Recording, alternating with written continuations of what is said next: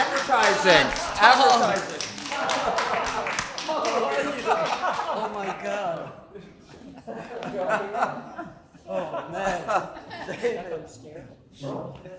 Sorry you all, I got been. Hey Tom, how are you? So you need a microphone here. I do? We're waiting for you. Okay. So thank you for being here. Clifford, how are you? Holy cow, so many familiar faces in the audience. Hi, David. Gary, too. Gary, oh my God, Jesus. Before you know it, it's okay, yeah. So, I don't know. Sorry, I arrived a bit late. By the way, this is fun. I remember clearly, it might have been in, I think it must have been in 88, that I bought the great, tiny little book, pocket-sized book, published by Francesco Clemente and one of our great beloved consultant editor, Raymond Foy, Hanuman Books. Remember? And it published tiny little book by Jean Genet in 1967. Great essays called What Remains of a Rembrandt, torn into 4 equal pieces and flushed down the toilet. I remember clearly reading it and then coming to meet that summer in 1990, So Bello just read his book, Herzog, 1964, classic Herzog, which, remember the first opening line famously? If I'm out of my mind, it's all right with me, thought Moses Herzog. Which coming away meeting Robert Bergman a week later, I realized it's the opposite of self-interest crisis. It's beyond that. Seeing Bergman very weak with Robert and his wife, Laurie McCannell, together with Maya and Lillian Shapiro, I was incredibly moved, came upon the series of portraits that he presented to Maya and Lillian. And I remember when it came out in the now legendary publication, it's called A Kind of Rapture, 1990. And I remember reviewing it in the Rail in 1998, when the Rail was a bi-weekly pamphlet. Folded in half, there appear 4 columns, which we used to hand it out to the L train commuters on Bedford Avenue. By the time they reached the other side of the East River, 4 columns would be read readily, with pleasure. But that doesn't mean that it's easy reading, because we used to never try to spoon-feed people. And I know that we used to argue a great deal by the tail end of the week. In a little so-called only bar where the dogs was allowed to come in, it's called the Brooklyn Ale House. We used to argue constantly about everything. And then I was reminded by this Vietnamese proverb told by my beloved grandmother that say, when you argue with an intelligent person, you can't win. But when you argue with a stupid person, you can't stop. So the idea, why not get all these so-called experts in their respective fields to write with great passion, with what they knew best, and then let it over time spill over readership. That's what I call it, over time. It took a long time. But I must say, when The Kind of Rapture came out, I was very moved. I was profoundly moved by, I think, 2004 in May issue. I invited David, Levi Strauss, whose essay you must read it at least twice. One time it would not do the justice, just as much as you need to look at the work, maybe 3 times, or 4, or more.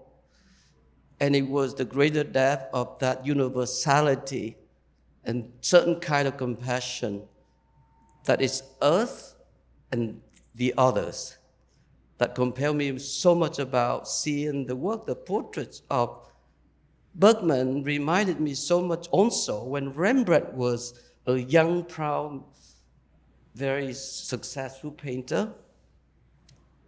Remember by the time his first wife Saskia died, he lost faith. He went to deep bankruptcy just before his first son Titus was born, and then he's trying to marry to the second wife, Hendrik Stoffel. She died too. So by the time leading to the last 3 years of his life, Rembrandt died, I think was 1669, so he was 62 years old. The last remaining 5-6 years, he couldn't paint anything else but this gravity of life's hardship. And this is what's so important about thinking about Jean Genet again, the what if or what remains of a Rembrandt torn into 4 equal pieces and flushed down the toilet was really his account, sitting on the train, observing across him this poor old man, an ordinary man, who's born this gravity of life hardship. I don't mean just the physiognomy of the facial structure, the patina of the skin, the wrinkle and so on, but it seemed the inner anguish hidden below seemed no longer be able to conceal, but it's now disclosed fully. And that to me is the most profound thing incumbent upon confronting Robert Bergman's work. He's a very difficult human being. The artist is profound. Tom knows about this, and so does David. So it's just a pleasure too, because the whole argument about why Genet wrote what he did is to undo, taken away from the preciousness, from art being a product of preciousness. So I'm proud that you were able to share your own collection, because I remember in the October, it must have been October 2009, I curated Bergman's first solo show at MoMA PS1, and it was able to conspire with Sarah Greeno at the NGA to do the same, with the very same identical set. I think it might be identical as yours, Tom. And it was very a profound revelation, because he allowed me to blow up the image 4 times bigger. And it's still sustaining the similar effect and gravity. I'm just grateful to him for trusting me to do that. We haven't spoke for a while. So having you, David, committed writing on the works, and having Joachim being moved, and having Tom, somehow I'm so jealous, because you have one of the most precious Uccello painting ever made, the crucifix. I mean, Uccello was so obsessed with perspective that he couldn't produce too many things. You remember, David? But he has one up there. The Ducho's in there too, and so many other things. But thanks for your generosity. It's why this show is so important at this moment, given what we are going through with this incredible friction, this intensification between us and them, the tyranny of the minority against the tyranny of majority at home. Why abroad? The conflict between free, open society is in the most profound clash with closed, secret society. So having this now and this moment gives so much profound solace in thinking about humanity, us, ourselves, our reflected self, and others, which is exactly why, because of the show, it compels me to go back and reread 1917, the great Edith Stein on problem of empathy.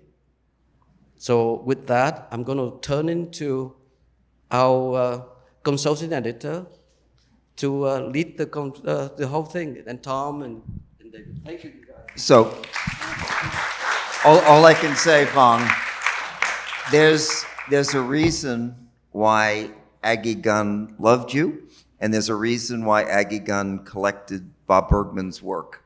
So there's a connection there. So Joachim, to you. Beautiful, thank you. Tom, I'm so glad you're bringing up the great Aggie, whom we all remember so fondly, many of us. We happened to be working at MoMA together, and but Pissarro, she transcends all institutions, she transcends New York, and she is truly about empathy, sympathy, generosity, which, as Fong was to say, you are inviting, Tom, in creating what you did, and you, Levi, in just orchestrating, in many ways, this. I'm going to use, it's the first time I find myself feeling okay using biblical vocabulary in this context. So I'm going to use the word ineffable to talk about what Levi did with the material provided by Tom. And I'm reminded, sorry, if you don't mind, I would like to point out to those two images, right and left, of a cross. For the cross, in many, many ways, epitomizes the multiple dimensions, levels, and I'm going to use a word, I hope you're not going to be offended, either of you, contradictions that this particular event, I use the word moment, like a momentum, like a really an imperishable moment. How many times have we come to Chelsea to see old master paintings? How many times have we come to Chelsea to see paintings that emanate biblical theology? How many times have we read art historical texts that put together Leo Steinberg and Pope Francis? You see whom I'm talking about. I'm talking about Levi. So this is one thing. But so I want to go one step further and say perhaps we could, and this is something I've never done, but I just, and this is in all humility, in response to, again, this incredible duo, Tom, Levi, whom I'm told by Fong was actually, you introduced both of them to each other. Is that correct or not? Put it like this, I would not have found David without the work that he did, for PS1, the catalog essays, and his great work, and getting David to actually agree to do this show. I've spent my life negotiating, but so thank you, David, because that was some negotiation, because you said, well, how well do you know Bob? And I said, well, I know him really well. And so I said, well, how does Bob feel about this show? And I said, well, how does Bob feel about any show? Because Bob canceled his show at the Amon Carter because of the protests around, Sally Mann and about the cowboy exhibition at the Amon Carter, where there were protests. And he said, I do not want to be in the middle of a hotbed of the religious right where my work is, for any reason, a subject of protest. And so this was heavily negotiated in terms of getting David, but also with Bob. And I had to reach a point where I said, Bob, we love you. We're going to do the right thing for you, but I'm not going to talk to you about the show anymore, because I had tried to borrow, some of the works that had been done for Amon Carter, and he said, no, can't have those. And I said, okay, well, we will proceed. So thank you, David, because this show, it's one thing to have an idea, but it's another thing to have a master be able to bring the idea into fruition. So, and it wouldn't happen without David. So, thank you. And one more word about this cross I was referring to, this time more metaphorically, or again, epitome. I just want to quote, I've never done this before, but a great man, not just a poet, not just a thinker, creator, Baudelaire, who defines modernity as the intersection, the cross, between eternity and the ephemeral. And that's exactly what you guys have managed to do, bringing together so many different layers that you never find reconcilable together. Garrels was the curator of drawings and prints and drawings, I forget, at the chief curator at MoMA. Just drawings that. And we, so we know very well that, and anybody who's dealt with works on paper, photography, print, drawings, that the most difficult is not the word, challenging, quasi-impossible duty is to bring together those different media. And photography and painting, I a long time gave up. I mean, I knew this was just an impossibility. Well, I'm so glad to be proven wrong over and over and over. And so I wanted to, so Levi explained to me a little bit how, what Tom was alluding to, how the process began to happen. I may quote a few words that you shared with me. So you were brought up to that great warehouse in the Bronx and showed this incredible collection. And we can start from there. I was telling you that it felt to me, especially when you look at the Bassano, but everywhere, that you were like a stage designer, bringing up different characters and placing each one of them according to their function. And I love the way you've established, especially around the notion of the look, the eyes, the relationship between the different figures portrayed by Bob Bergman and the paintings in question. Do you want to elaborate on this? Because to me, it's unprecedented. Yeah, I mean, a lot of things changed in a year and a half, but the one thing that didn't change is your belief in Bob's portraits and my belief in them. That never varied. A lot of other things got in the way, but if that would have flagged or lessened in any way, I would have not been able to finish, and that's what I was worried about. One of the things I was worried about in the beginning, that it was going to be possible to do it. But I like the word that you used, orchestrate, or the orchestration, which it does feel like that. I've done you are real curators. I've done curated very few exhibitions. I'm a writer, and so I think of this as an essay in 3 dimensions, basically. But I had so much pleasure in doing what you described, putting things together, changing the order. And I know that, I mean, there was a perverse pleasure in, because you're not supposed to do this. Mm-hmm. You're not supposed to combine photography with painting. I mean, that's broken down a little bit, but it's still, I mean, people look down on it. In that way, Bergman's portraits are a special case. Just recently, I've been thinking about how much color matters, and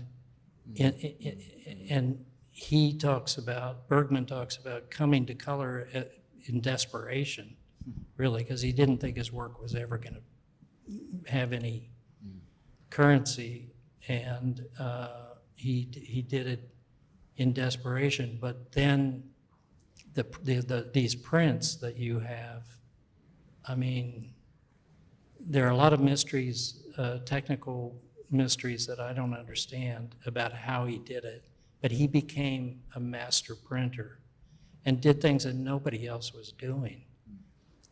And a lot of it, the evolution from black and white to color, and then his manipulation of the colors. I mean, it's, literally, an artist, working with paint. Yeah. And that's what Sam Sachs, when he first introduced me to Bob, said, this is someone who has the skills of a Renaissance painter. Yeah, he said that from the beginning. Yeah. Just as an example of what Levi and Tom are talking about, look at the portrait right behind you over there with this incredible incandescent acid green and this red hair, those blue eyes. I mean, yes, you're absolutely right. He's a painter photographer or a photographer who speaks the language of painting.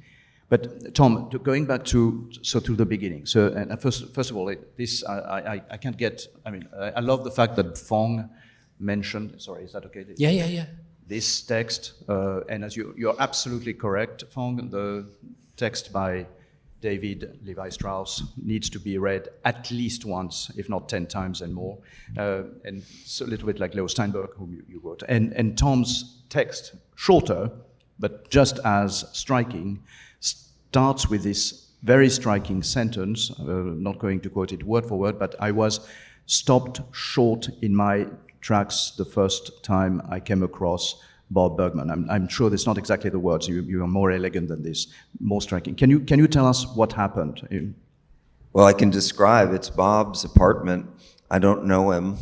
I had seen his show at PS1. I had not seen the show at the National Gallery, unfortunately.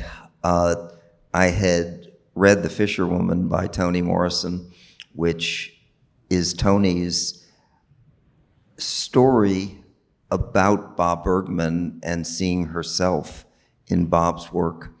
But so I'm there with Bob, and we're talking, and he says, well, let me show you the photographs.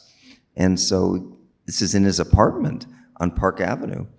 And we walk in, and he starts going through image after image after image. And I said, I've been collecting Renaissance and Baroque portraits for a long time. This is work that will stand up to them. And I told Sam, I said, Sam, why doesn't the Frick do something? He said, oh, we can't do that. And I said, okay. And so there was the idea of, if you have work that stands up, why not, whether it's a Twombly sculpture with a Renaissance bronze, why not try it? So can I push a little bit further there? Because, it seems most of the if you disagree, by the way, please raise your hand and give us a shout. But, it seems that there's a kind of curatorial consensus on the fact that you both achieved the quasi-impossible, certainly unprecedented. And we had a lot of skeptics going in, I'll tell you. So what do you think makes it work? The fact that how can you stand a photograph by Bob Bergman, a 21st century artist, next to the most incredible 16th and 17th century Italian paintings? Well, I think we'll leave it up to you all, which is, how do you feel when you look at these works? When you look, because Fong said the Uccello, but, we can take a look at the Giovanni da Milano, the Luca di Tone, Giovanni da Paolo, and what do you feel? And then what do you feel when you see Bergman's photographs? So to me, it's pretty simple. It's the experience of really deep looking, and how do you feel? It's, looking at photographs and looking at paintings is very different. You know that going in, so it's not, and looking at photographs of paintings is very different than looking at a painting. That's how the Pontormo, by the way, we're going to get that out next year. It'll be liberated from England. Yeah. But this replica of the Pontormo is there partly because it's not possible to get it, but also I wanted people to think about the difference between looking at a photographically based work and a painting. It's very different, but that doesn't mean you shouldn't think about the relation between them, and you shouldn't play with that. And I think Bergman is a special case, but and moving around in time, that's what, when I went into that warehouse in the Bronx, and they took a room and put all these works, and that was a good day for me. You have that every day, but it doesn't come very often for me. And beginning to see the pairings and the combinations and the rhymes and how were these things going to be able to be in the same place? It started, but it took a long time. But I got to say, David, in your catalog essay, you reference Hans Belting and the whole notion of icon vera, and in other words, truth that you see in a portrait, and not, I would say, what essentially a viewer wants you to see, for instance, race, or identity or anything like that, but what do you see that actually matters to you? And Renaissance portraiture got it, and Bob gets it. Yeah, it's different, but it's related. I still don't. There are a lot of mysteries. I still don't understand how he did this. I mean, when you look at these, the people trusted him. I mean, he's wandering around with a regular Nikon 35 millimeter camera, no tripod, no lights, no nothing, and just asking people if he can. And he at one point called them collaborative portraits. The people trust him enough to show themselves in a way that is really hard to do. I mean, Cartier-Bresson said that portraits are the hardest thing to do in photography. True portraits, where you're actually revealing something. We've gotten so far away from it now. I mean, we do, like you say, things that are indexical and dealing with identity and typology. That's a lot of what portraits, so-called portraits, are these days. But I don't know how he did that. Well, I asked Anita Jorgensen, who's our lighting specialist, and she did the Frick's lighting. She's done any number of other museums' lighting system, and I asked Bob, because periodically I would bring him up to date on how we were executing. I wasn't looking for his advice other than how to make sure that the works looked in the very best way they could. And, so I said, Bob, you have created a sense of light coming from behind, the heads. And he said, yes, that's how I want the light. I want it as if the light is coming from behind, and to me, it was a very interesting, way he was thinking about it. In the Divine Comedy, Dante says for the first time he saw God was in light in his love Beatrice's eye. That's the first time he saw God. And so this is, I think you both are giving I think one of the great, what I would call golden thread, tying together both Bergman's and, I mentioned the 16th and 17th century. I should have mentioned the 14th century and the 15th century. There are 4 centuries of Italian Renaissance, at least, that I can see here.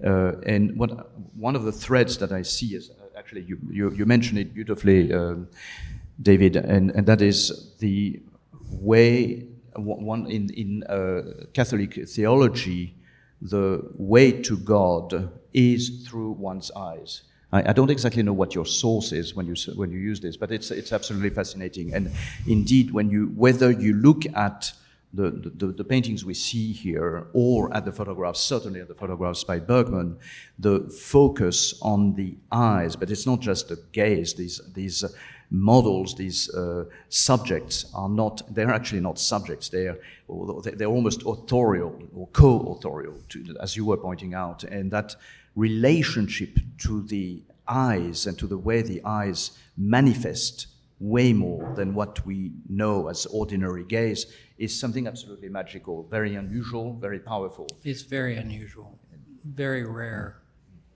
I mean, my experience of seeing these prints for the first time was very similar. It was in Fong's loft in Brooklyn, and that must have been 2004 or around there. And you had prints. I don't know why you had prints.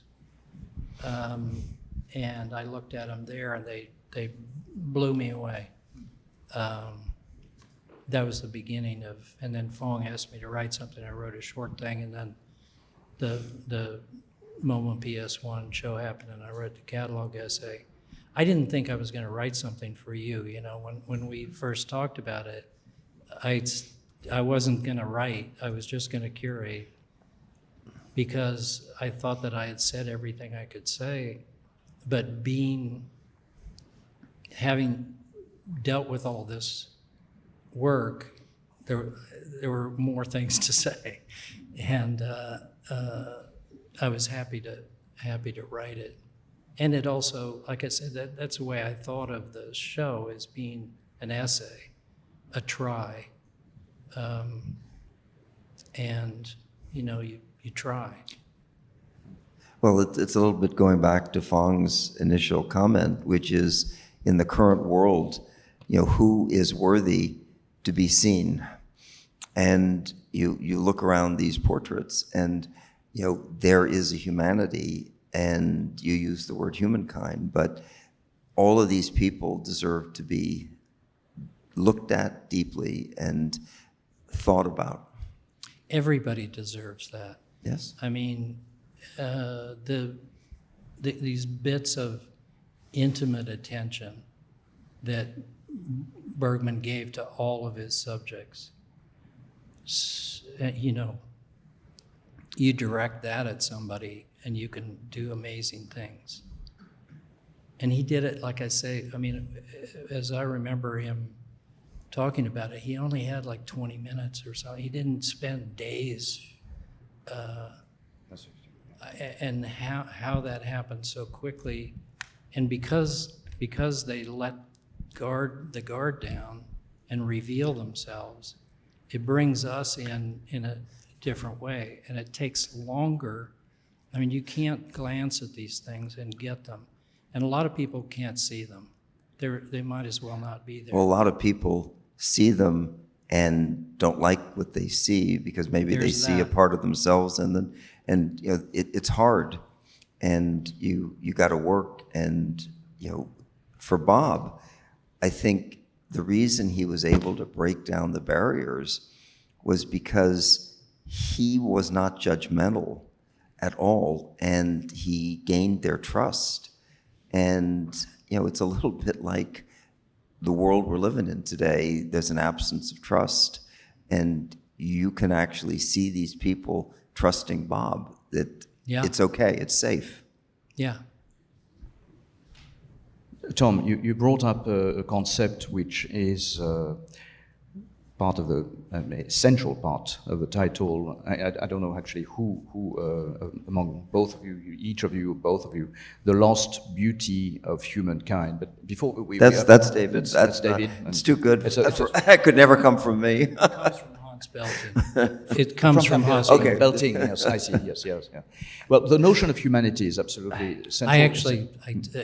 I asked you, because I said we're going to get in trouble for the title. And it originally, I thought it was the lost beauty of mankind. But I thought we were going to get in trouble anyway for something, and it would start with the title. No, it's fabulous. And so I started mentioning those crosses, or those interstices, those intercrossing of paradoxical contradictions, complementarities, if you want. And that's definitely one of them, one between the human and the divine. But what you mentioned, Tom and Levi, you absolutely echoed, is this notion that you write about in this beautiful text. I'm so glad you did decide to write. It's a really fantastic text. Everyone, I think I quote you correctly, every one of God's creatures is worthy. Okay? Now, that saying could have been written by the proto-modernist, atheist, anarchist Gustave Courbet. who looked at the burial in Ornans, for instance, a painting that was one of the biggest furnace of scandals in Paris, because the priests, the bishops were seen next to the mayors, next to anybody and everybody, people who didn't have a name, peasants, ordinary people who should not be given the light of day, in a great salon painting. So this was a revolution and a half in France in the 19th century. But that revolution, you have it here staged in so many ways, whether by the Caravagist, even before, in fact, from the beginning. That's the thesis, hypothesis and verified thesis that you are running through, is that indeed every one of God's creatures is worthy. And that unites all these artists together with Bob Bergman, who, as you both said, never felt that anyone was unworthy. I think Courbet had one disadvantage. Unlike Bergman, who read deeply Freud, Courbet never had the benefit of reading everything that Freud wrote and actually being able to talk about Freud. You get into a conversation with Bob, and it's clear, he could be your therapist, and and sometimes he is. And so. Yeah, absolutely. Doesn't have a medical degree, but No. Yeah. So I'd like, and conversely, is it you who said Christ, or was it Leo Steinberg who said Christ could be a subject of Bergman's photographs? I didn't say that, and I don't know. Maybe Steinberg. Yeah, No, I just picked up on this somewhere, and I felt absolutely amazed by this. And again, when I'm talking about crossovers, you have the human and the divine, and there's a very unusual, to say the least, sort of interchange here, intersubjectivity between the divine and the human, whereby, if we take your point, indeed, there's a glitter of the divine in every human's eyes, and certainly in Bergman's portrait, and likewise, the divine seems to be manifesting itself through every subject matter. So there's this constant back and forth between humanization and divine, and you'd come up with this incredible. That's the big subject of Bergman's work. Yeah. It's hard to talk about, but that's what it's about. And you come up with this incredible, is it a neologism of yours? Humanation. No, that's Leo Steinberg. That's Leo. Okay. Leo didn't like the term, what do they say? Christ, when he became man, that was, I can't think of that word now. The incarnation? Incarnation. He didn't like the word incarnation, so he used the word humanation for the act of becoming human. Yeah. And I always pay homage to him. I should pay homage to him a lot because I stole everything I could from him. He's an amazing guy. Yeah. Yes. Smoked a lot. Until he didn't. And that smoking was really bad for him. He lived to be 92, 93. And he stopped at the end. I said, Leo, what's the point? It just doesn't matter anymore. But well, so definitely this is one parallel I find absolutely fascinating. I would like, if you don't mind, to go one step further and actually bring up not the theological, not divine, which remains slightly theologically distant, but religion, the church, or some form of. And during the opening night, right upstairs there, I was surprised, if I may say so, Tom, to see this Catholic priest come in full regalia from, I believe, the church St. Vincent Ferrer, yes. Ferrer. It's our church, yes. It's your church? Yes. Yeah. And again, how many times have you been to a Chelsea opening and seeing a Catholic priest show up during the opening? I have to say, Dominican order. So these are people who know how to give great homilies and who think about not just, how to communicate, but how to actually make people's lives better. And, Bob does that. Well, I'm absolutely certain about that. But would you told me that Bob himself, religion mattered considerably to him, and that he was a fervent disciple. I mean, church, went to church regularly to that particular church. Or am I wrong? Yes. Yeah. Yeah. Do you want to expand a little bit about that? I mean, the conversation I think we had was, every month there is a special tribute to Andy Warhol, and Andy was very religious. Mm-hmm. That was his church. Yeah.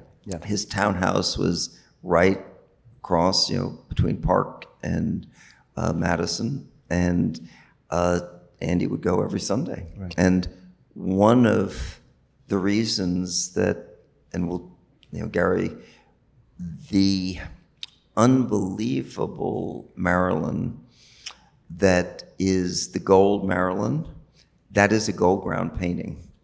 And, Andy growing up was taken to Vespers on Friday, then he'd go to Mass on Saturday, he'd go to Mass on Sunday. So he grew up, and, when he hung out at Harvard in the late 60s, you could have a conversation with Andy about any Renaissance artist. So Piero della Francesca, you want to talk about that? And, he knew the history of art, and it's reflected in his paintings. And I think, Bob is as well-read and as knowledgeable about the history of art as Andy was. And, Andy was a great observer. He invented selfies with his passport photographs. He invented streaming with his movies. And there's a reason why we collect his work, and there's a reason why one of Andy's works is here. He changed every medium he touched. Yeah. And when you think about, his transition from painting to silk screens, and then his photographs, and very well, we have experts on photography here, just how photographs really helped Andy fulfill his dream. That's a very unusual portrait of Warhol that I think of it as a kind of coda to the show, or the end of the show, those three together, that very unusual portrait of him by Peter Hujar, that it's not, it's not Andy performing somebody, he's not performing Andy Warhol. He's himself. You don't see himself very much. And that portrait of the woman in the sun hat, which that shocked me when I saw, there were a lot of, the shock was there were all these Bergman portraits that I'd never seen. I'd never even seen in any way in the 200 that are in this key set. And then Warhol's Jackie that the students were really interested in today. We talked a lot about that. But it's, I think people are surprised by that coda, but it makes sense to me. That was your juxtaposition. So again, thank you, David. Has either of you been to the church where Andy grew up in Pittsburgh? In Pittsburgh, I haven't. I should. It will give you a different sense, because talking about the Golden Marilyn, he's always described as Catholic, which is true, but only partially true. He was actually Byzantine Catholic or Eastern Catholic, which is, if you want to put it simply, bringing together the Orthodox tradition or the Eastern tradition together with the Catholic tradition. So Andy had profound, deep, sincere reverence to the Pope, whom he met in Rome, but he was surrounded in that church. It's fascinating. You would both love it. It's like plastered from top to bottom with icons, including golden icons. I mean, it's not very valuable icons, but just representing the tradition he came from. And I just want to segue on this with using a quote you give. Again, I've never seen a quote by the Pope in any given contemporary art catalogue or books whatsoever. So you quote here Pope Francis, juxtaposing that, by the way, that quote with victims of the ICE immigration officers. Okay, listen to that quote. Art must not discard anything or anybody. It's like mercy. And I don't know. I first read your text shortly after seeing the opening that day, and I'm sorry to sound naive, I had goosebumps. And you see what's going on today in our streets. This is what it is, and so I want to go back to this and talk about this notion of mercy that you bring up from Pope Francis, juxtaposing it with what ICE officers are perpetrating in the streets, and discussing it today in the very deep relevance of our society as it is, pardon me, but slightly torn apart in many ways. It's coming apart. I mean, it's not, for me, I write about this quite a bit, and it's not the politics that have come in as much as the meanness and the cruelty that's come in and become widespread. And I mean, the people of Minneapolis stood up, and thank God. But a lot of people are turning their backs on it. A lot of Americans, as many as 40% or something. It's a bad time. But that notion of mercy that you see as the common denominator, again, between what the multiple different facets, and it's such a rich and complex show in so many ways. I find this, again, an absolutely fascinating introduction of a notion we never think of. Or at least I've never seen it orchestrated, materialized effectively. Well, again, those Bergman's photographs put you there, if you let them. You agree, Tom? Well, I can't get back to this space enough. So, every time I see what David created with these conversations between, whether it's the Rubens, and that gentleman there, and it was so interesting because, we don't know who that man is, and it doesn't matter, because the dignity and, how proud he is, next to the Rubens portrait, where underneath there's a Velázquez portrait that Rubens painted over when he was working in Velázquez's studio in 1628. We don't really know who that's a portrait of. I mean, well, some people think it's, the Rubens thinks it's could be a Velázquez, but underneath, I think we it's know that's Velázquez. Philip IV's brother. We do know that underneath, that's Yeah. the portrait. It's Philip IV's brother. yeah.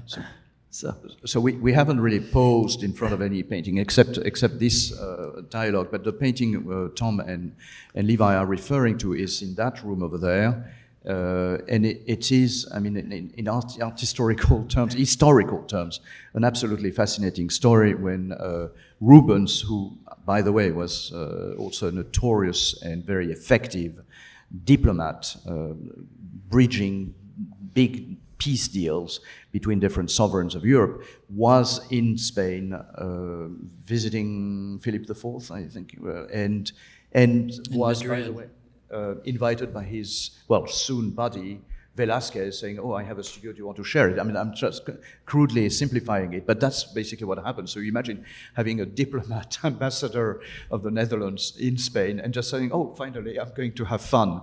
And so what happens, I mean, please explain what is going on, but yeah, go ahead. Well, no, Velázquez had started on a portrait of Philip IV's brother, and it's on panel, and panel was very expensive.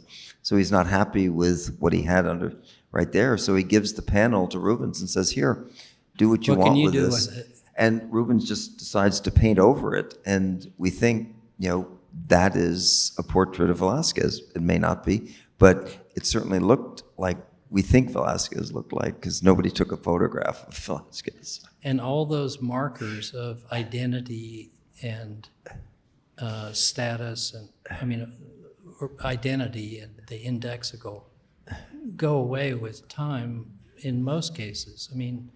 Of all the 16th century paintings here, we don't know who they are. And all we know is in the work. So Bergman just sped that up, and by not giving any of those details and not putting captions on it. That's one thing I've said elsewhere, but Bergman really knows about language and about writing, and he knows enough about it to know that it can do real damage. And so he avoided it for his work. He appreciates good writing tremendously, but he doesn't want it near his work. Well, perhaps we should open up to a few questions, but I would like to maybe before, and Tom, you're the person to talk about this, and both of you, because you've worked on this, but we never see, right, Gary, a given exhibition in an empty shell. The notion of even the white box is a sort of empty abstraction. Every space within which you see a given exhibition inflects or contaminates the contents of what you see. And in this particular case, I would say that it magnifies, it transcends in a way the contents. And I would like you to, if you don't mind, two things. First, we are having Peter Marino here, and second, you managed, if I may say, to bring in the installation designer of the Met to do this installation. So, how did that happen? Did you both collaborate with this designer? I forget his name, excuse me, but you can tell us more about the details if that's okay with you. Well, when the Met did the Medici show, they wanted to borrow the Pontormo, and so we were able to get our Pontormo out for that show, just like we were able to get it out for the show in the Gritty Palace, and also at the Morgan Library and at the Getty. But one of the things that the Met does, I think, better than anybody, and you'll see it in the Raphael show that's about to open, is, you saw it in the Siena show, is to create a space and a feeling that is it's totally appropriate to the art. And so we were very fortunate to have the Met, give us the team that was able to do this. And so this color blue, there was a big debate, and I think it works, but you're the judge and the jury, so you tell me. Come here, if you don't mind. If you look at the color blue here, there's the color blue behind Tom's here. There's his marvelous suit, by the way, as well. But there's also the stained glass window and the blue of the sky. Well, as the night is about to end. This is sublime. Levi, you agree? I thought so. This was, this was going to be the Caravaggio, so these came in late. But when the gold grounds on the blue wall, I just thought that was actually. I knew about the blue. I knew I wanted that blue wall, but he put that portrait on it. I hadn't done that. That's the only thing in the whole show, and I thought, that's okay. So you will see in a second, but it's magnificent. The result is triumphant, really, nothing else. But I'm sure there. You want to say anything else, Tom, Levi? Do you want a few? No, but we were talking about light coming from behind, and so for the Valentine Bouche, this was from a deconsecrated church, and the two side panels, and this is Adam and Eve being expelled from the Garden of Eden. The two side panels are at the Metropolitan Museum, and this was owned by William Randolph Hearst, and he had this above his fireplace, not in San Simeon, but here in New York at his, whole building that he had. And, it's rare that we bring out the Valentine Bouche because usually it's behind a wall, but we can periodically, when we think Valentine Bouche would like to be in the company of certain works, we can kind of let him loose. And so, we have him loose tonight, and looks pretty good. Again, backlit, LED, and Looks great from 24th Street, too. so questions? Yep. Yes. So we have an amazing photographer here. So, I'm just curious if you all could comment on something. Walking into this show, I was struck with an irony, like immediately. And it was like Fox Talbot, or one of the early photographers. What was that book, or first book called? Pencil of Nature or something. And the idea was to compete with painting. And I walked in here, and the first reaction I had was, photography is now going to compete with old masters. And the whole thing got flipped around. I wonder if you all could comment on that. by the way, does everyone know Clifford Ross? If you don't know his photography, you should. I mean, I don't know. I guess I don't think of them as competing. They're obviously different. I mean, it's like people. You put people together, you think this can't possibly work. These people are too different, and but it does work, and that's what I tried to do in the rhythms of the show, was put things together that would vibrate and sing.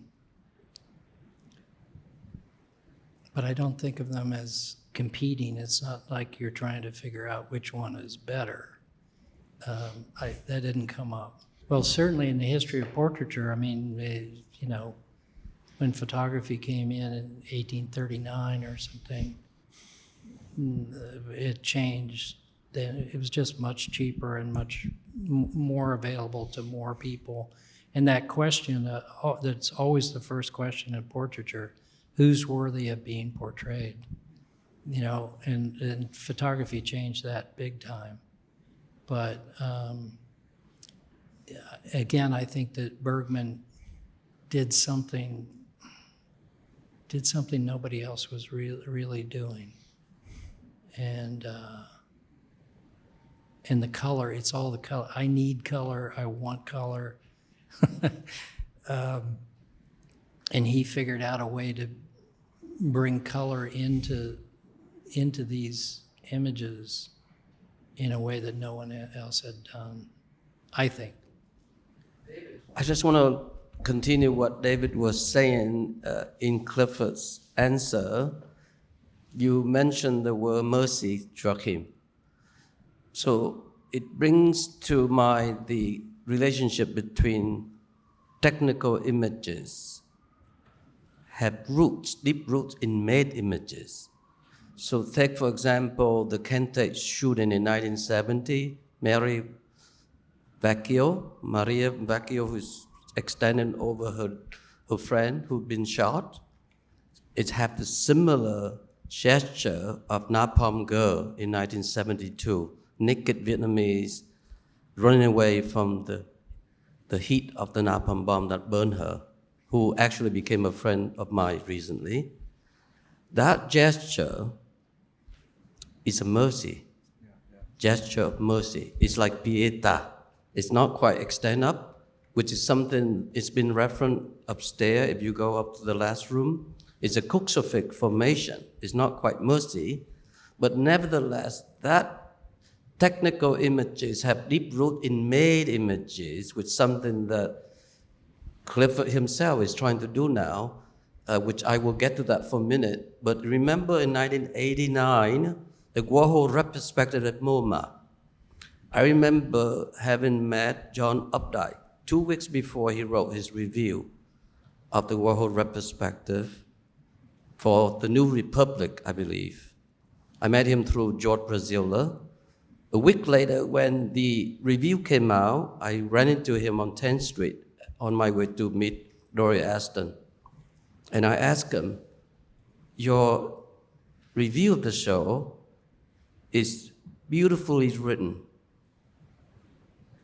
but I'm not so sure how convinced I am was your reading of the work, because it had a title called Fast Art for Busy Manhattanite.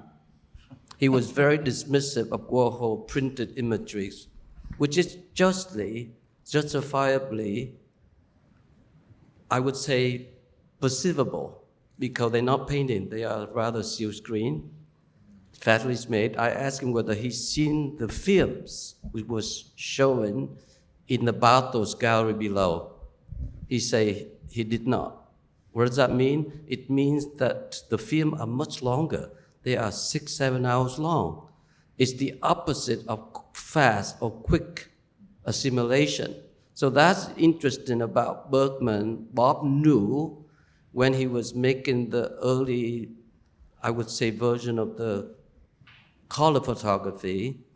This is something that Benson had written about, is that he was using color paint and many layers to create that equivalent of chiaroscuro. It's something that Rembrandt was so impressed upon seeing some of the, not ever the direct Caravaggio, but their school Caravaggio was being shown in Holland, in Amsterdam at the time. So he wanted that realism. So it's interesting to think about chiaroscuro in the context of photography that is a product or technical process that made quick imagery, technical imagery, but then you yourself, Clifford, has been trying to find a way to slow it down through the painterly alchemy. And that's something I just want to make sure that has to be brought up, because he was very aware of that process, how to slow down photography and how to inject chiaroscuro. The manipulation of light and dark is not something already on the spot be taken. He worked with it slowly. So whatever you say earlier, Tom, about the painterly process, that's what he was doing, using the process, much later editing through it numerous times. Sometimes it takes years to make one. And that's what is achievable in that human nation, as you say. It's not reincarnation, it's human nation. The immediacy of a made image through technical processes that have a long, lasting endurance. That's what I want to bring it up. And these prints will last forever, I think.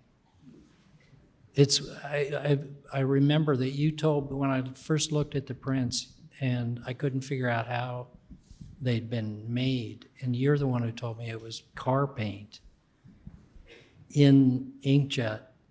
He figured out how, and then to use all these waxes and things that painters use to bring layers and all of that. He was doing that with these prints. I'd never seen anything like it. Bob Bergman created the first permanent print in the history of photography.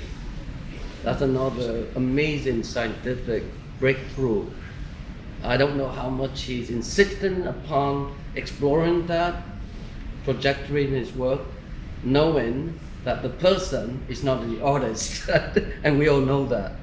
But it remains to be seen how far he can take it, because the painterly alchemy in the prospect of how to deal with photographic procedures and whatever else that technically has been implemented in the work can be explored, and the only one who I know of who had done this is certainly Robert Bergman. What compelled me so closely. Jeff. Also, Joshua, you have something you want to say too, because here's an expert on Bob's work from Yale. Good to see you, Fang. So, these prints of Bob's that we're privileged to see, it didn't start this way, right? They started from a negative, and from there, Bob made, I think, the typical print you'd make from a negative, which are chromogenic prints, which are very,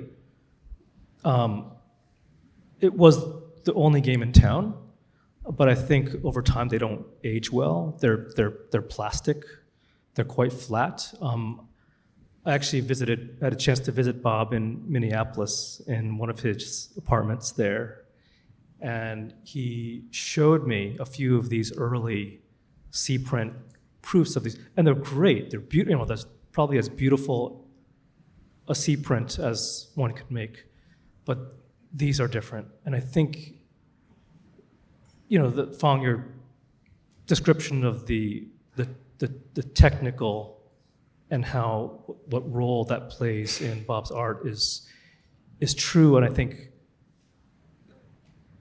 he didn't do it because he was interested in exploring the technical. He did it out of necessity. Like, there was no other way to push his art the way he knew it needed to go. I don't think he relishes, I think he relishes a little bit being an inventor and being the first and being a pioneer in this, but I think it was all in service of the work, and I don't think it can be done again. Richard Benson is the director of the Yale School of Art for many years, but he also was the author of the printed picture and the kind of the expert on anything printed with ink, and especially or silver photographic processes. So I think these were made. Richard has passed away, but he had told me that he had worked with Bob, and I think these were multi-pass inkjet prints. Yeah. Right, and so the technical, it takes a lot longer to do that than a Renaissance painting. But what you have to figure out is how to pass a print through an Epson printer or a printer multiple times to lay ink in layers. And you can achieve that chiaroscuro effect with multiple passes, because you can look at the print and say, I need the skin just a little bit warmer, but the shadow's a little bit cooler. So I'm going to put a slightly yellow pass, and then I'm going to do a slightly blue pass in the shadows. Not unlike the way Renaissance painters would do a ground. So it is really borrowing from the same technology. And I think that the name Richard Benson should be brought up here, because I think that pioneering thing that he had done with Adobe and Epson really started with maybe even Paul Strand and the quad tone prints. So if you look at Paul Strand's printer, the last page of A Kind of Rapture, Bob lists all the technical people that worked on this, and it's a long list. He knew all the best. Yeah. Yeah. Yeah, I'm so glad you brought up Chip Benson at Yale, because he actually was known, and this gets a bit technical, but maybe we should move into the contents of the show, but I'm just going to say something that really speaks to what you're talking about. He is known for having invented a technical device called polytonal black and white. So in other words, Chip Benson through ways that are very complicated, discovered ways to create black and white, or apparently black and white photographs, but are actually polytonal. There are a multitude of different layers, and that's something that obviously Bergman picked up on in many, many ways. But I'd like to go back, if you don't mind, to what you say something, at one point in this incredible text, that deserve to be read more than once, agreed with Fang Bui. You say one word, look. And this show is an invitation to looking in great, great depth. And I would like to again, signal and salute and hail both Tom Hill and Levi Strauss, for having, you really performed, I think you redefined curatorship, period. Why? Why am I saying that? Yeah, that's... Do you want me to tell you? Okay. Let's go to see the Bassano, and let's see what he's done, what they've done. I mean, with this, it's a word of accompliceship here, intersubjectivity. You have basically looked at Bergman's figures from within Bassano's pupil, from within Bassano's gaze. You interacted, you picked up on each one of those characters and said, you are here, you are there. So basically, curatorship, he curated different objects, different portraits by Bergman, looking at them from within the perspectival gaze of Bassano. I have to say, I've never seen that myself, ever. So, salute, Thank you. Levi, Tom.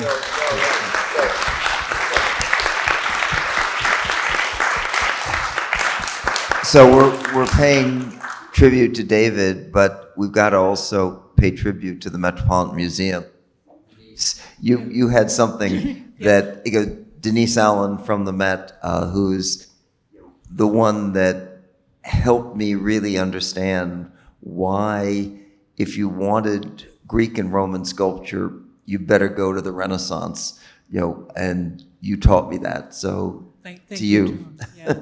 Anyway, I'll be brief. I'm not going to talk so much about sculpture, but tie things together. And one thing that has struck me so much in the show is the extraordinary pacing, so that pictures are grouped together when they need to be. They have their own space. But when you walk into this show, it's key to setting you up about what Bergman means, right? You are confronted in that hallway. And living in New York for over 20 years, I'm used to not looking at people on the street. You don't look people in the eye. And the confrontation is kind of almost overwhelming. And so the show goes through and you have this wonderful mix of painting and sculpture and photographs of people who confront you. You see the relationships you develop as a viewer. You get into the mood. You understand everything better because you're looking at them in sequence or as you wander. And then you go upstairs to the final room and you're confronted again. And it leaves an indelible imprint. And the one last thing I'll say is that, and this is in relation to painting and photography, I had to work on, a long time ago, an early painting by Francois Millet, who is known to us as an extraordinary colorist and pastelist. But he started out jobbing in his native town of Cherbourg because he couldn't get a job. His teacher was Paul Delaroche, who was connected with early photography. And in the 1840s, when Millet was dirt poor and jobbing, he painted all of the figures in his hometown. And they're all dressed in black and white. They're all very staid, middle-class people of Cherbourg, and they look at you. And one critic at the time said, "Gathered together, one is among the people of Cherbourg." Now, Millet went on to become a colorist, but these are tonal paintings.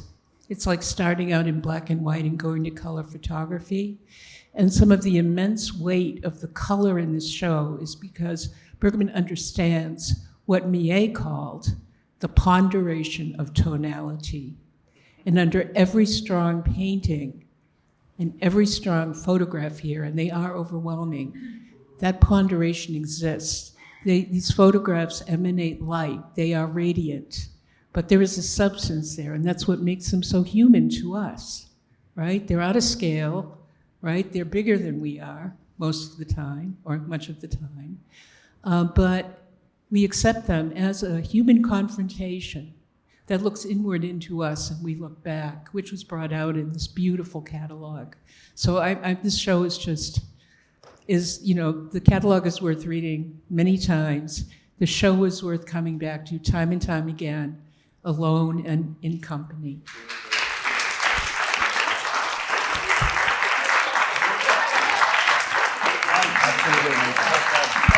David's the man. Well done. Thank you, partner.